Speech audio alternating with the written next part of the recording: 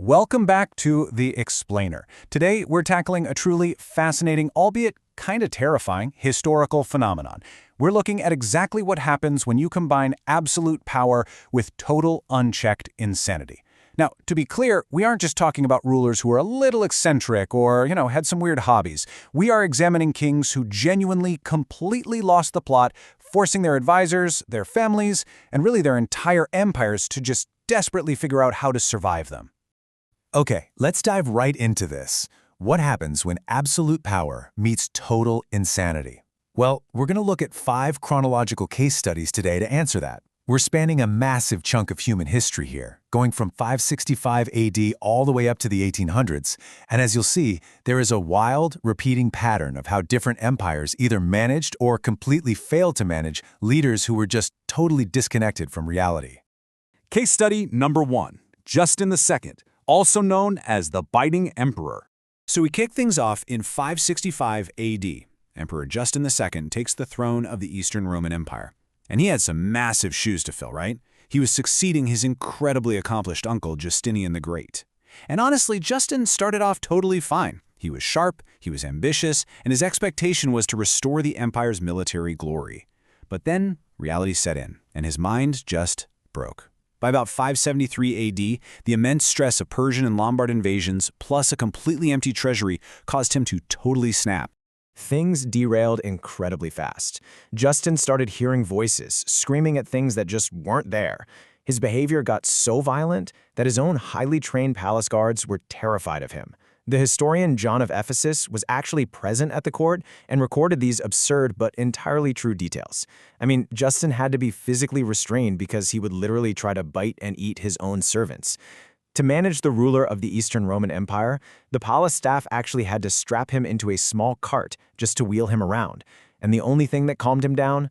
Organ music. When they didn't have music playing, his attendants would literally roll him past the windows while running alongside outside, making funny faces just to distract him. It's just a sad, bizarre juxtaposition. Eventually, his wife, Empress Sophia, convinced him to appoint a general named Tiberius as co-emperor, so someone could actually run the empire. And in this heartbreaking, super rare moment of lucidity, Justinian spoke these exact words to Tiberius. "May God be with you, I myself am nothing now." He passed away a few years later in 578, having spent the last 5 years of his reign as a screaming, biting man being wheeled around on a cart. Moving on to case study 2, Charles VI, the Glass King. Let's fast forward a bit to France in 1392. King Charles VI was just 23 years old, a young, powerful French monarch. But notice the trigger event that shifted everything. Charles was riding through a forest with his men when this barefoot man suddenly jumped out onto the road, grabbed his horse's bridle, and screamed, "Stop, noble king, you are betrayed." They shoved the guy away, but Charles was visibly shaken. A few hours later, a page accidentally drops a lance. That loud clang triggered something in the king's mind. He drew his sword, spun his horse around, and attacked his own men. He killed 4 of his own knights before they could wrestle him to the ground, and when he finally came to, he had zero memory of it. That one incident was the beginning of a terrifying 30-year descent into madness, characterized by what's now famously called the glass delusion. Charles genuinely believed his body was constructed entirely out of glass, and that if anyone bumped into him, he would shatter into pieces. He literally had iron rods sewn into his clothing for protection and would stand perfectly still for hours on end. And it gets worse. He would completely forget who he was. He'd look at his own royal coat of arms and have no idea what it meant. He didn't recognize his wife or his kids, and he'd wander the castle halls screaming that he wasn't the king. During his rare periods of sanity, which maybe lasted a few weeks here and there, he would desperately apologize to everyone and pray the madness wouldn't come back. But of course, it always did. So what's the actual geopolitical fallout here? Why does this matter? Well, his mental illness created a massive power vacuum in France. While Charles stood frozen like glass, his relatives, specifically his brother the Duke of Orleans and his cousin the Duke of Burgundy, waged a full-on civil war against each other for control.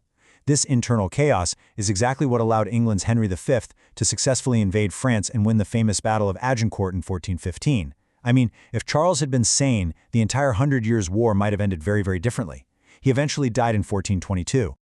All right, case study 3, Emperor Zhengdi, the Pretend General. Let's jump over to 1505 China.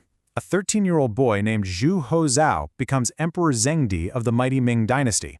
Look at this massive contrast here. As emperor, he holds absolute power over the largest empire on earth, ruling over 100 million people.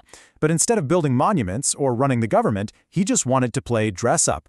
He actually had a massive fake mini-town constructed inside the palace grounds called the Leopard Quarter.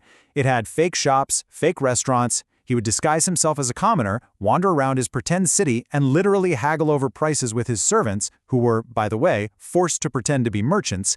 He'd buy things with fake money and congratulate himself on getting a good deal, all while his actual imperial officials just had to stand there and watch.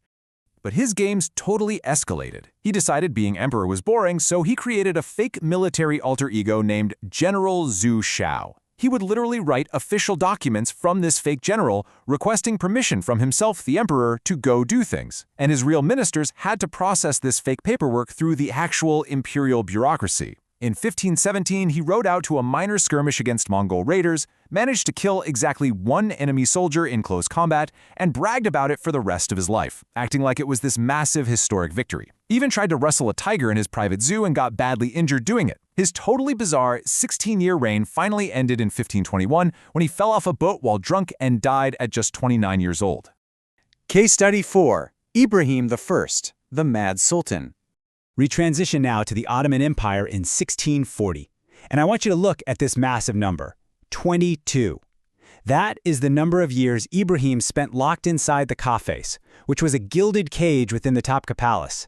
See, the Ottomans didn't execute spare princes. They locked him up in luxurious, lifelong prisons. So Ibrahim spent 22 years in there, watching his brothers get strangled one by one. When his brother, Sultan Murad IV, finally died, making Ibrahim the only surviving male, they opened the doors. But he refused to come out. He was convinced it was a trick to kill him. His mother Kosam Sultan physically had to drag his brother's dead body to the door to prove the Sultan was actually dead before he would step outside. As you might expect, 22 years of total isolation completely destroyed his mental health. Within months, his behavior turned incredibly bizarre. He developed a total obsession with fur. He had his entire palace, the floors, the walls, the ceilings, totally draped in it. According to accounts, he became fixated on a particular cow, thought its body resembled a woman's, and sent agents to search the entire empire for a woman who matched it. They actually found an enormous woman from Armenia who became a court favorite. He also drained the empire's wealth, literally throwing treasury gold coins into fish ponds just to watch them sink to the bottom, and dumping wildly expensive perfumes into the fountains. But the crucial point is, his madness wasn't just eccentric, it was brutally violent. 280. That is the shocking number of concubines Ibrahim had bound, loaded into weighted sacks, and drowned in the Bosphorus Strait. Why? Over a single, completely unproven rumor that one of them might have been unfaithful to him. Only one woman reportedly escaped her sack and survived the ordeal. After 8 years of this, his own mother authorized a coup, throwing him right back into that same gilded cage where he was strangled 10 days later. Which brings us to our final case study, number 5. Christian VII, the Slapping King.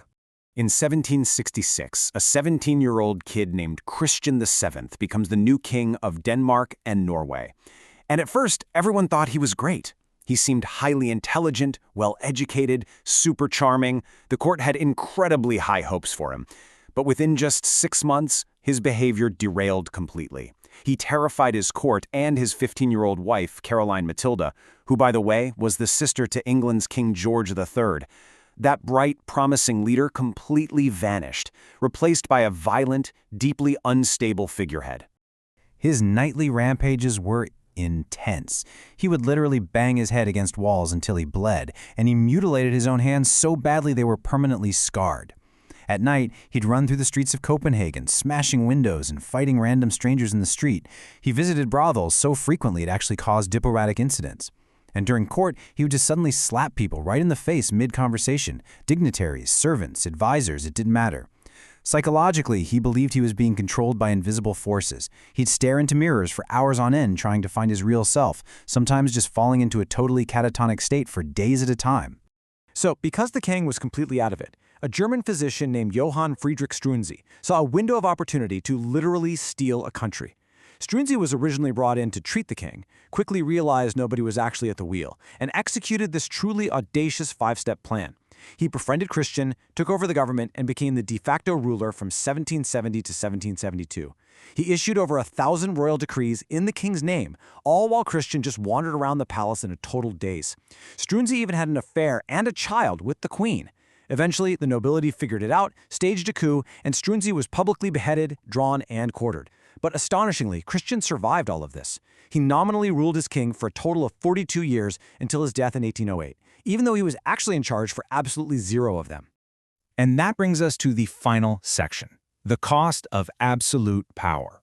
Everything we talked about today brilliantly illustrates the terrifying reality of these historical systems. The true cost of absolute power isn't just a few bad policies.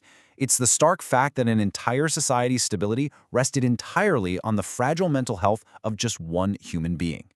From a Roman emperor biting his staff, to a Ming emperor playing shopkeeper, to an Ottoman sultan drowning women in sacks, we've seen how empires scrambled. They built fake cities, they let doctors run the country, all just to survive the mind of their monarch. So I'll leave you with this. The next time someone casually wishes they were born into royalty or romanticizes absolute power, point them to this explainer. Knowing that giving one person unlimited power means your entire nation is at the